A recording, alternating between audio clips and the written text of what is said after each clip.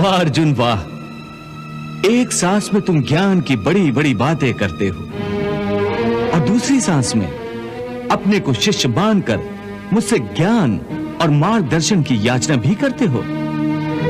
हे पार्थ, तुम्हारा ज्ञान अधूरा है और अधूरा ज्ञान दो धारी तलवार की भांति होता है, जो अधूरे ज्ञान देने वाले और लेने वाले दोनों को काटती है। इसलिए सबसे पहले तुम्हें इस घातक तलवार को छोड़ना होगा, ना कि अपने गांडीव को। परंतु तुम तो उल्टा ही काम कर रहे हो। तुम्हारे हाथ में अधूरे ज्ञान की तलवार है और तुमने अपना गांडीव नीचे छोड़ दिया है। हे केशव, मैं क्या करूं? मेरा मन और मस्तिष्क उस धर्म कांटे की भांति डोल रहा है, जिसके दोनों पलड़ों में बराबर बराबर मात्रा में ज्ञान और अज्ञान दोनों रखा हुआ है। इसी दोराहे पर खड़ा हुआ मैं आपकी शरण में आया हूं। मुझे एक गुरु की भांति रास्ता दिखाओ माधव, रास्ता दिखाओ। हे अर्जुन, तुम इस समय ना केवल इस युद्ध भूमि की मध्य रेखा पर खड़े हो, बल्कि तुम्हारी बुद्धि भी जीवन और मृत्यु की मध्य रेखा पर अटकी हुई है। इसलिए तुम अपने कर्तव्य और अपने धर्म से भाग रहे हो। परंतु अपने कर्तव्य से यूं मुंह मोड़ने से या इस युद्ध से विचलित होने से विधि का विधान नहीं बदलेगा, क्योंकि विधाता का निर्णय अटल और अचूक है। तुम क्या समझते हो, तुम्हारे नहीं मारने से ये सब नहीं मरेंगे? नहीं अर्जुन, नहीं। तुम इन्हें नहीं मारोगे तब भी ये मरेंगे, क्योंकि इनके प्रारब्ध ने इनकी मृत्यु का समय, दिन और क्षण तो पहले से ही निश्चित कर दिया है। उसी विधान के अनुसार मैं तो इन्हें पहले ही मार चुका हूं। तुम तो केवल माध्यम मात्र हो। तुम्हारे माध्यम से मैं इन सब का वध करना चाहता हूं। तुम इसे अपना कर्तव्य समझो या प्रारब्ध, तुम्हें इन सब का वध करना ही है। मैं क्या करूं मधुसूदन? अपने मन को कैसे मारूं? अपनी भावनाओं को अपने ही पैरों तले कैसे रौंद डालूं? बताओ मधुसूदन, मैं क्या करूं? हे पार्थ, धर्म के रास्ते से हटाने वाली भावनाओं का त्याग करो। भावनाओं के समुद्र में डोलने के बदले तैरना सीखो। तुम तो एक कीर्तिमान पुरुष हो। अपनी निर्बलता का यूं प्रदर्शन करके तुम अपनी कीर्ति को नष्ट मत करो। एक वीर पुरुष के लिए उसकी कीर्ति का नष्ट होना उसकी मृत्यु के समान है। इसलिए युद्ध करो पार्थ, युद्ध, और अपनी कीर्ति, अपने कर्तव्य और अपने धर्म की रक्षा करो। अकीर्तिम चापि भूतानि कथयिष्यन्ति ते व्याम संभावितस्य चा कीर्तिर मरणाद अतिरिच्यते। इस धर्म युद्ध में यदि तुम मारे भी गए तो तुम्हें वीर गति प्राप्त होगी। तुम मरकर भी अमर कहलाओगे। इसलिए युद्ध करो। हतो वा प्राप्स्यसि स्वर्गम जित्वा वा भोक्ष्यसे महीम तस्माद् उत्तिष्ठ कौन्तेय युद्धाय कृत निश्चय। हे वासुदेव, तुम तो जानते हो कि मुझे अपनी मृत्यु की चिंता तिल भर भी नहीं है।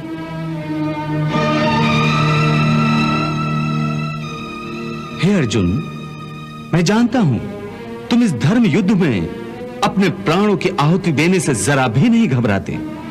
तुम्हारे हृदय की यह दुर्बलता केवल अपने संबंधियों के आदर में है, जो इस धर्म के क्षेत्र में अर्थहीन हैं। तुम्हें अपने संबंधियों की मृत्यु की चिंता है, परंतु तुम्हारा यह विचार तुम्हारे अज्ञान का खुला प्रतीक है। तुम ठीक कह रहे हो केशव। इस समय मेरी बुद्धि अज्ञान के अंधकार में डूबी जा रही है। धर्म क्या है, अधर्म क्या है, मुझे इसका ज्ञान नहीं रहा। मैं कर्म के एक ऐसे दोराहे पर खड़ा हूं जहां से ये पता नहीं चल रहा कि धर्म का मार्ग कौन सा है और अधर्म का मार्ग कौन सा। मुझे अज्ञान के अंधकार से निकलने का रास्ता दिखाओ केशव, रास्ता दिखाओ। हे पार्थ, मैं तुम्हें इसी अज्ञान के अंधकार से निकालना चाहता हूं। इस अंधेरे में अंधों की भांति हाथ पैर मारने के बदले अपनी दूर दृष्टि को एक दिशा दो और देखो इस सृष्टि की ओर। इस सृष्टि में जो जन्म लेता है वो निश्चित रूप से मृत्यु के अधीन हो जाता है। इसका अर्थ यह है कि इस मृत्युलोक का हर प्राणी, चाहे वो मनुष्य हो, पशु हो, पक्षी हो या फिर पेड़ पौधा हो, हर सांस लेने वाला प्राणी अपने जन्म के साथ अपनी मृत्यु को भी लेकर आता है। हर प्राणी को एक ना एक दिन निश्चित क्षण पर मरना अर्थात अपना शरीर त्यागना ही पड़ता है। इसलिए तुम उनके मरने की चिंता छोड़कर अपना कर्तव्य समझकर युद्ध करो। जातस्य ही ध्रुवो मृत्युर ध्रुवम जन्म मृतस्य च तस्माद् अपरिहार्य अर्थे न त्वं सोचितुम अर्हसि। ये ठीक है कृष्णा, क्योंकि प्रारब्ध में मरना लिखा है।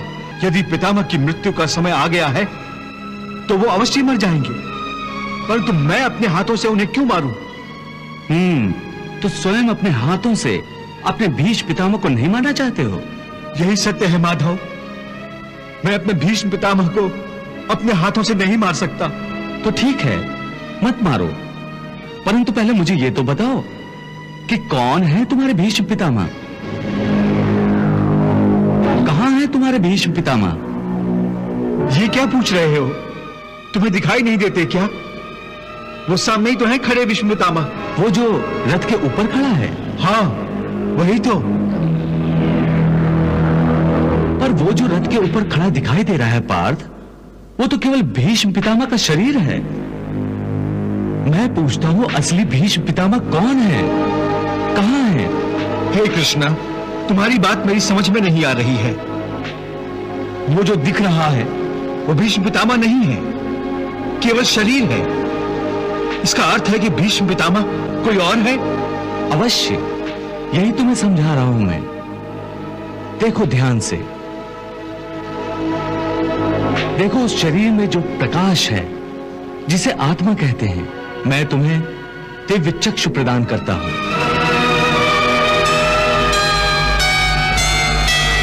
इन दिव्य चक्षुओं से देखो उस आत्मा को।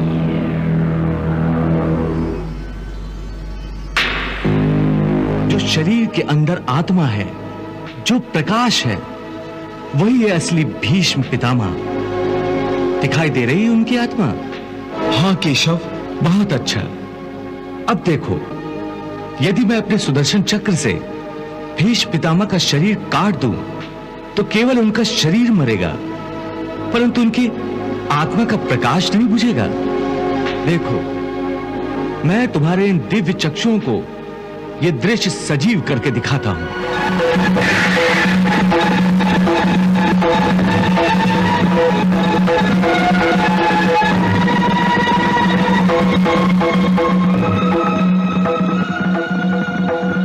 देख लिया अर्जुन, मेरे सुदर्शन से केवल उस शरीर का नाश हुआ है, उसकी आत्मा का दिया अब भी उसी प्रकार जल रहा है।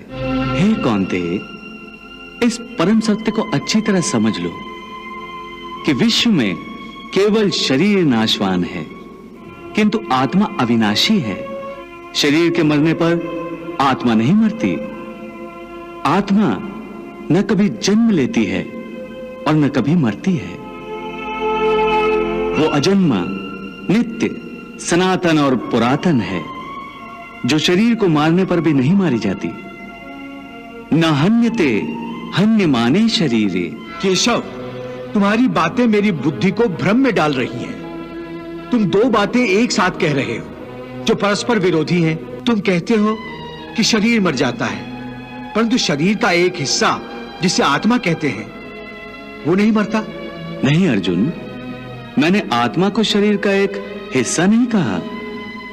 मैंने कहा है कि आत्मा और शरीर दो अलग अलग चीजें हैं। जैसे तुम और तुम्हारा कवच दो अलग चीजें हैं। तुम्हारे कवच के दो टुकड़े हो जाएं तो उसका यह अर्थ नहीं होता कि अर्जुन के दो टुकड़े हो गए। जिस प्रकार तुम और तुम्हारा कवच दो अलग अलग वस्तुएं हैं, या तुम और तुम्हारा यह रथ दो अलग अलग वस्तुएं हैं, उसी प्रकार मनुष्य का शरीर और उसकी आत्मा दो अलग अलग वस्तुएं हैं। यूं समझ लो कि जिस रथ में अर्जुन बैठा है वो रथ अर्जुन नहीं है, अर्जुन तो वो है जो रथ में बैठा हुआ रथी है।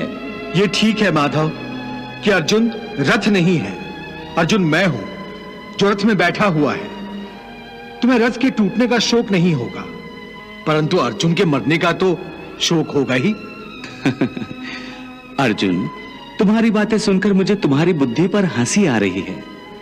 अपनी तरफ से तुम बड़े पंडितों और ज्ञानियों जैसी ऊंची ऊंची बातें कर रहे हो, परंतु तुम्हें यह पता नहीं कि जो सचमुच ज्ञानी होते हैं वो ना उनका शोक करते हैं जो मर गए हैं, और ना उनका शोक करते हैं जो अभी नहीं मरे हैं, क्योंकि वो जानते हैं कि जो मर गया है वो फिर जन्म लेगा, और जो अभी जीवित है वो अवश्य मर जाएगा।